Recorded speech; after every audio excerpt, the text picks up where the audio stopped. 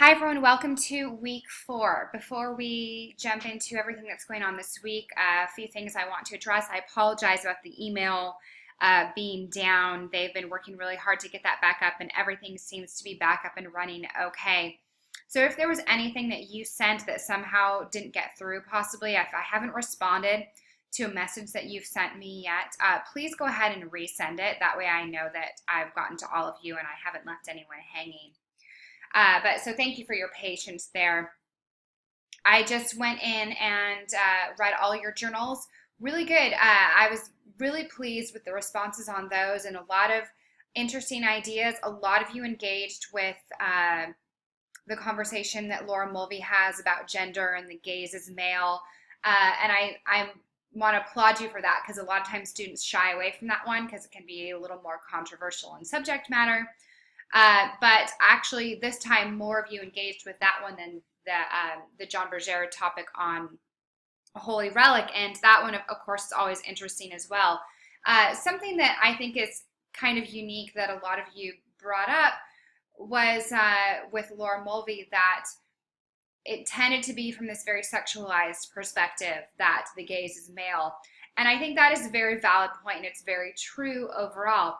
But I don't think it's the only way in cinema and television and in the media that we see this whole perspective. Sometimes it's not necessarily just being sexualized, you know, in the outfits and their body language and their actions. Sometimes it's behavioral as well, as in the male characters being served by the female characters. That the female characters are only there as a means to bring out these other characteristics in the male or to help them get from point A to point B in their life journey.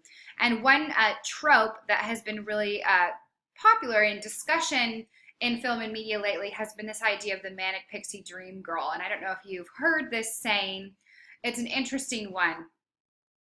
But if you recognize these three women, you know, we have Zooey Deschanel from 500 Days of Summer, Kirsten Dunst from Elizabethtown, and Natalie Portman. Rachel Portman is a composer that does movie scores. Natalie Portman from Garden State. These kind of quirky female characters who like to break the rules, who are a bit messy, who their views on love and life are a bit different.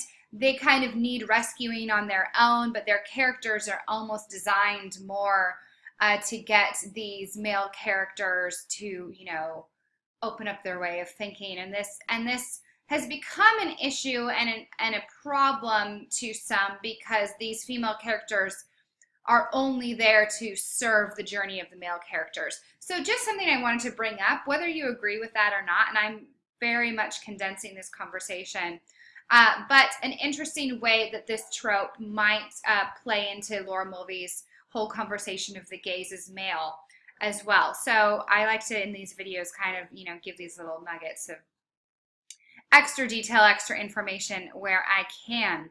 So I will be looking at your outlines over the next few days. My goal with those is to have them all back to you by Wednesday night because I like to take my time with those. I try to get those done, though, a little bit earlier than, say, Friday because I want you to have enough time to apply any feedback.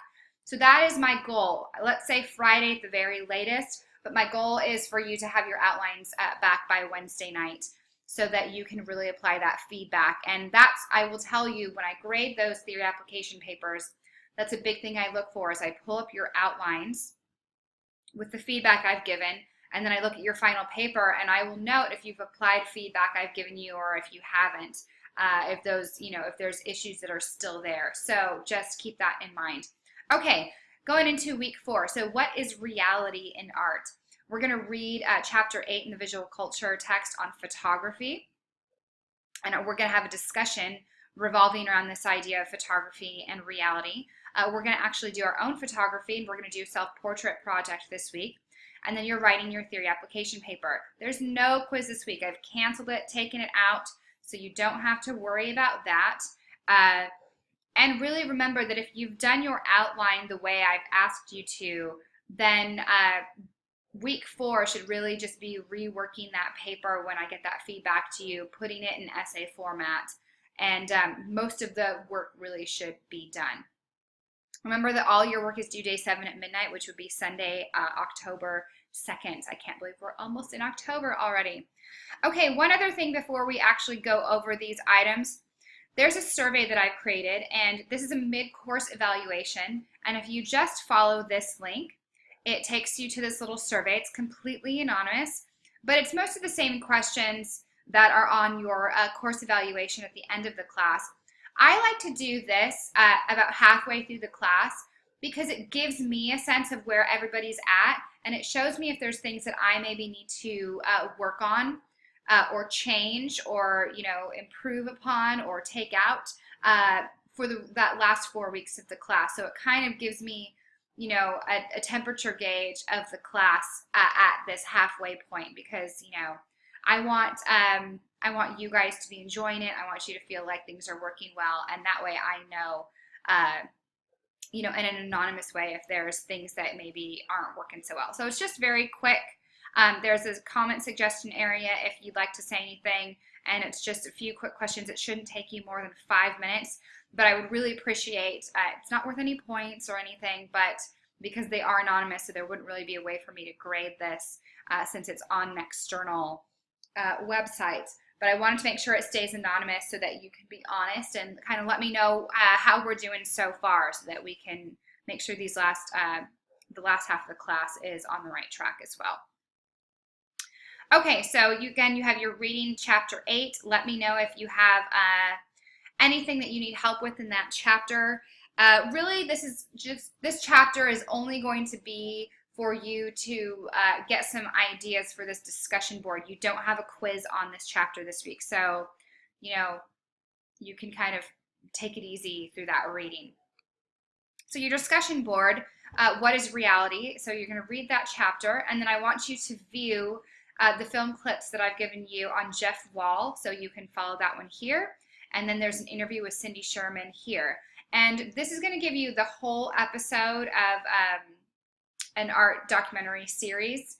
But the section on Cindy Sherman starts at about 15 minutes and 30 seconds and ends at about 34 minutes and 50 seconds. So not a terribly long section of video that I need you to watch. The whole episode is excellent, and I encourage you to watch the whole thing, but you only need to watch that section on her for this discussion board. So then I'd like you to answer the following questions. So 1, what is reality, and is reality interpretive? 2, do you believe it is a photographer's job to represent reality? Why or why not? Use evidence from the text to support your opinion. And 3, how do Jeff Wall and Cindy Sherman blur the lines of reality in photography? I'd also like you to comment on at least one of your peers' posts. You'll notice that I do not give full credit if you do not participate in the discussion board, so that means commenting. Your answers to each question should be about 2 to 4 sentences in length, so I'm not asking for a huge essay on each of these, but I'm asking for enough information that you can kind of jump in and dive into these. When you click on the discussion board to create your own forum, you'll notice, oh, Holly, thank you. It looks like you've already jumped in there. But I've done one called Home of a Rebel Sharpshooter, and I'd love for you to go on and read this and, make some comments if you have anything to say about this. But I'm going to comment on this whole concept of reality. We're going to talk about early photography here with Alexander Gardner, and there are some others that did this as well. He's just one of this group from the Civil War photography and kind of playing with this concept of reality. So I would love to get your feedback, and I asked some questions in here, and that of course would count as your one comment on a peer's post. So I get to be your peer in this discussion board. Okay, going back to those learning activities here. So you got your discussion board, and then we're creating self-portraits this week. So this is not a heavy writing assignment, a little more creative based. So you're going to use a camera to create 3 self-portraits. You can use anything from a film camera to a high-resolution camera phone. If you have an iPhone, you're more than welcome to use that for this. Each image will be accompanied by 3 short reflections. Reflections don't need to be long. About, again, 2 to 4 sentences per question is appropriate here. Some you'll write more, some you might write, a little more towards that 2 sentences. These must be images you take for this assignment. No last summer's vacation pictures, okay? I want you to actually do this with intention. Don't just go browse through your photo stream and pull 3 images and call it a day. I want you to use your creativity here. And I by no means expect you to be professional photographers, but I do expect you to put in your best effort, okay? So your first portrait is called Honesty, and the idea of this portrait is to be as honest as possible. This is going to play into that whole camera never lies, this whole, does the camera portray reality discussion. So set up a simple background and photograph yourself as honestly as possible. You might choose to do the portrait in black and white, maybe, you may not. You might smile or have a straight face, whatever you feel is the most honest representation of who you are. And then you're going to answer the following questions. What makes this portrait an honest representation? How did the portrait make you feel? Did it make you feel empowered, vulnerable? Why? This is always an interesting one, especially students tend to feel very vulnerable when they're trying to give just a very simple, honest representation of themselves without, dressing it up too much. And how might this portrait be an example of this idea, the camera never lies? So we're going to use some common sayings about photography and kind of dissect them a little bit by creating images and using those, to discuss these ideas. Your second portrait is called Expressive. The idea here is to represent your unique personality. You might put on a costume, photograph yourself in your favorite place or during your favorite hobby. The point here is to creatively represent yourself. So this is the opposite of that honest portrait. So answer the following 3 questions here. What are you trying to express about yourself in this portrait? Again, how did this make you feel? And then we're going to use this reality versus imagination debate here, and how might this portrait be an example of that? And your third portrait is to represent your essence without actually being a picture of your face. So you might photograph your hands during some kind of activity or compile your favorite objects together, maybe as a still life. The point here is to create a more abstract representation of yourself that still captures who you are. And then again, what are you trying to express? How did it make you feel? And how might this portrait be an example of the saying, a picture is worth 1,000 words, okay? So this is going to be done as a blog entry, so it's important that you embed your images into your blog entry, and we've gone over how to embed images, but if you're having trouble with that, please let me know. So do not submit any attachments here. We want to make sure we put them right into our blog. And you can just use the text editor to write your response. So be sure you're labeling each image clearly. And I've given you an example of how to format it. So for example, portrait 2, expressive. Here I am in our 1988 BMW convertible. Needs a lot of work, but it's our fun little get around car on the weekends just to have a break.